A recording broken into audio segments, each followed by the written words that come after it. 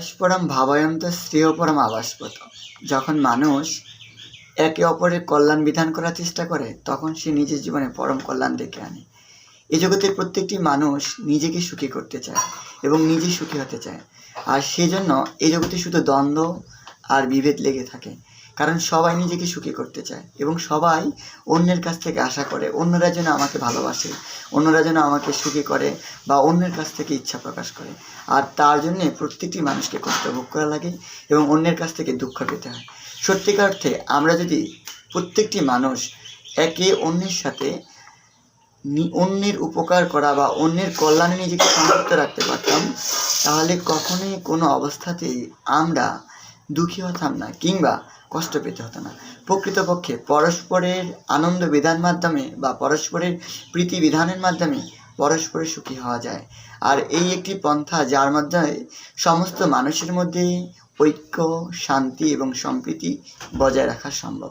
শ্রীমদ্ ভগবদ্গীতার ৩য় অধ্যায় ১১ শ্লোকে পরমেশ্বর ভগবান শ্রীকৃষ্ণ বলেছেন, দেবান ভাবয়তানেন তে দেবান ভাবয়ন্ত ব পরস্পরম ভাবয়ন্ত শ্রেয় পরম আবাসপত। আর তোমাদের যজ্ঞ অনুষ্ঠানে প্রীত হয়ে দেবতারা তোমাদের প্রীতি সাধন করবেন। এভাবে পরস্পরের প্রীতি সম্পাদন করার মাধ্যমে তোমরা পরম মঙ্গল লাভ করবে।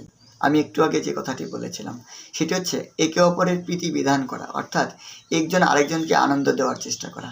সত্যিকার অর্থে সমস্ত মানুষের মধ্যে কষ্ট কেবল স্বার্থপরতার জন্য। মানুষ কেবল নিজের স্বার্থটাকে বিচার করতে জানে, কিন্তু সমস্ত জগৎ বা একে অপরের স্বার্থকে কখনো বিবেচনা করতে পারে না। প্রকৃত অর্থে ভগবদ্গীতার এই শ্লোকে ভগবান আমাদেরকে শিক্ষা দিয়েছেন আমরা যেন একে অপরের প্রীতি সম্পাদন করি। বস্তুত ভগবান এই শ্লোকে বলেছেন যে দেবতাদের সন্তুষ্টি বিধান মানুষ করবে এবং মানুষের সন্তুষ্টি বিধান দেবতারা করবে।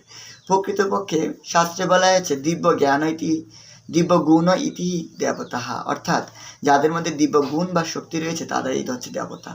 বস্তুতপক্ষে একটি দেশের সরকার ব্যবস্থা যেমন দেশকে পরিচালিত করার জন্য বিভিন্ন বিভাগে বিভক্ত হয়, শিক্ষা মন্ত্রণালয়, অর্থ মন্ত্রণালয়, খাদ্য মন্ত্রণালয়, ঠিক তেমনি পরমেশ্বর ভগবান এই জগৎকে পরিচালিত করার জন্য সুষ্ঠু এবং সুন্দরভাবে পরিচালিত করার জন্য তিনি বিভিন্ন বিভাগ রেখেছেন, যেমন জ্ঞান বিভাগ, বিদ্যা বিভাগ, জল বিভাগ, অগ্নি বিভাগ ইত্যাদি। তো প্রত্যেকটি বিভাগে বিভিন্ন দেবতারা রয়েছে এবং দেবতারা মানুষের সমস্ত ইচ্ছাকে পূর্ণ করেন এবং মানুষের কর্তব্য হচ্ছে এই সমস্ত দেবতাদের যজ্ঞের মাধ্যমে তাদের সন্তুষ্টি বিধান করা এবং দেবতাদের সন্তুষ্টি বিধান করার ফলে দেবতারা মানুষকে তাদের বাঞ্ছিত ভোগ্যবস্তু প্রদান করবে। এভাবে পরস্পরের সন্তুষ্টি বিধানের মাধ্যমে নিজের জীবনে পরম মঙ্গল বয়ে আনতে পারবে। এটি হচ্ছে প্রকৃত অর্থে কিভাবে একে অপরের সন্তুষ্টি বিধান করার মাধ্যমে একে অপরের মঙ্গল বিধান করা যায় তার হচ্ছে প্রকৃত পন্থা। হরি বল।